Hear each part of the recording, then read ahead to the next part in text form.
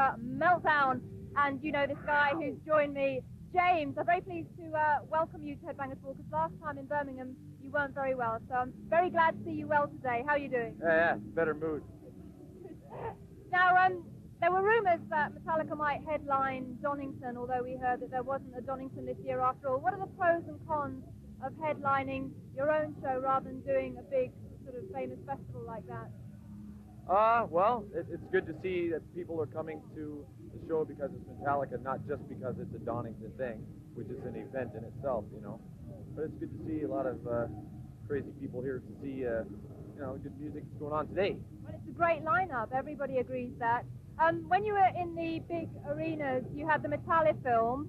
Now, do you think that these opening bands, the Almighty, we can hear behind us, do you think that they're important parts of the outdoor vibe? Oh, absolutely. Yeah. The film wouldn't really work outside, would it? Well, I mean, everyone's seen the film, and I've seen it, and it's, we know what we look like, and everyone else does too now. So it's good to have some bands up there rocking and getting people happening out there. It's very good of you to allow bands to use the whole stage and everything. I think some of them are a bit... What, they are? No snake fit today, though. No, that's our thing. Right.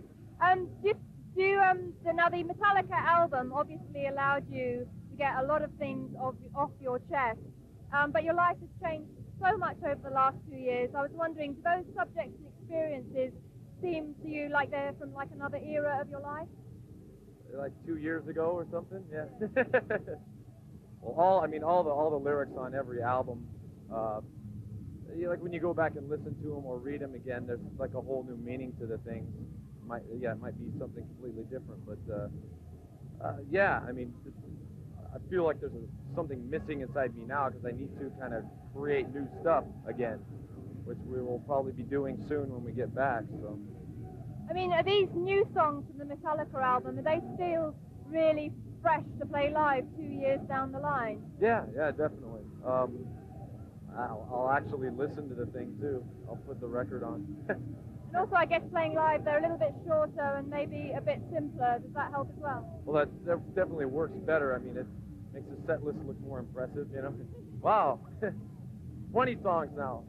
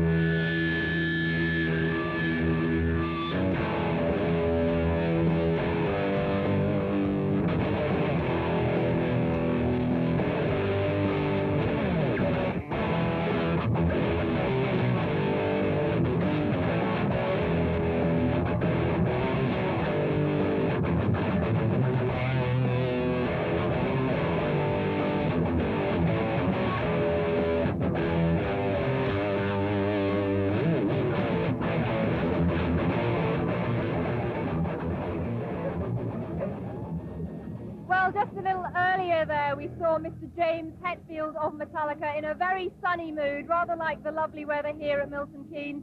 And now I'm very pleased to welcome Lars back to Headbangers Ball. How are you doing, Lars? I'm very sunny too. No, we're all in a really good mood. When I woke up this morning, I was like, yay, it's finally here. Let's do it. Let's get on with it. and we came down here, we saw Diamond Head, watched a little bit of these guys, Almighty, which I'm sure you've heard of, and I'm in a really good mood, which is scary. Good, good. Let's talk a little bit about the Metallica live show, because you're winding up the end of 2 years on the road. How do you feel that the band and the live show has progressed and developed over those 2 years? Steadily worse. No, it's pretty much gone up most of the way. We're playing a lot better than we obviously were 2 years ago. We know what we're doing a lot more. We had a little bit of a period in like maybe February, March into early April where we were in a little bit of a lull, but we're now, since we started this European leg 3 weeks ago, we're playing probably the best we have in the last 2 years. We threw a couple of new songs in there, moved the set around a little bit and so on. So right now I feel better than I have the last 2 years.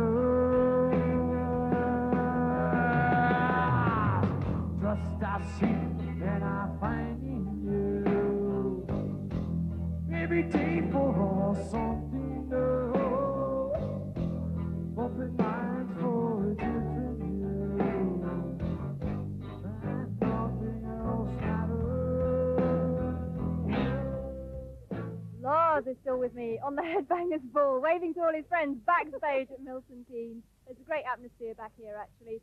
And Lars, we were just talking in the last segment about the forthcoming live album and accompanying home video, and you being such a knowledgeable rock fan, I'm sure you'll agree that a lot of live albums have been a pivotal point in some bands' career, like Kiss, Alive, and Deep Purple, Made in Japan. Do you see that with Metallica, or is it like closing one chapter, ready to start a new one? I wish I could be that philosophical about it. It's just like we've got all this stuff lying around in all our storage facilities. It's time to clean. No, I mean, on a more serious note, it's going to be a long time until the next Metallica record comes around, and I think that we just feel that it's a good time right now to just push some of this out. More people to wave to. Hi, Mick. How are you? That's Mick. That's Mick. Anyway, what was I talking about? Sorry. You think it's important to make a clean out all your backlog kind of thing? We just, we have so much footage lying around. We have all these shows from the Justice to all this stuff from the last couple of years. I just think that now is a good time. We really want to take a couple of years away from the spotlight. We really want to just be low key. We want, and so on. It just seems right now is the perfect time to just release this kind of thing. Like I said to you in the last segment, it's not something for, it's not like something we think is going to sell as many as the last. It's just for the dedicated for the fans who've been there, and it's like our thing to them, and blah blah blah. And I don't think that necessarily maybe live albums mean as much as they used to. If you think back to the 70s, like you were talking about your Made in Japan and so on. Now with the advent of videos and what kind of role that plays in it, it's just like it just, live albums per se, a live album just by itself, nobody really does that anymore. It's always a live album and a video, and everybody always pays more attention to the video and so on. So I think we're trying to combine the best of both worlds and stuff like that by giving everybody different shows and so on. And hey, we're just doing ours. Hey, like I said, we're cleaning the attic out.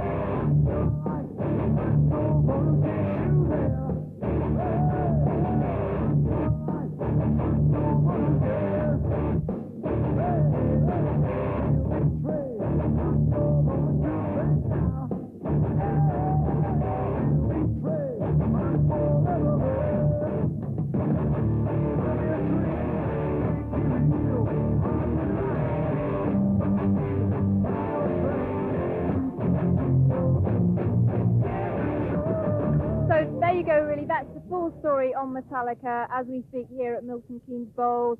Forthcoming live album, accompanying home videos. Then when the tour finishes on the 4th of July, the band are going to take some time off, nobody knows how much, before they start getting back together again and start writing for the next album. So your thoughts about tonight, Lars? There's a gig a little bit later. Oh, I thought I was just here punting around. It's going to be great. I mean, what can I say? Look at this day. It's been a great 3 or 4 hours so far. Like I said, I'm in a great mood. James is in a great mood. This is all very scary. So it's going to be good. It's going to be real good. There's 60,000 people out there. The fact that we can come back to England and play to 60,000 people in one go is incredible. So it's going to be good. I feel real good about it.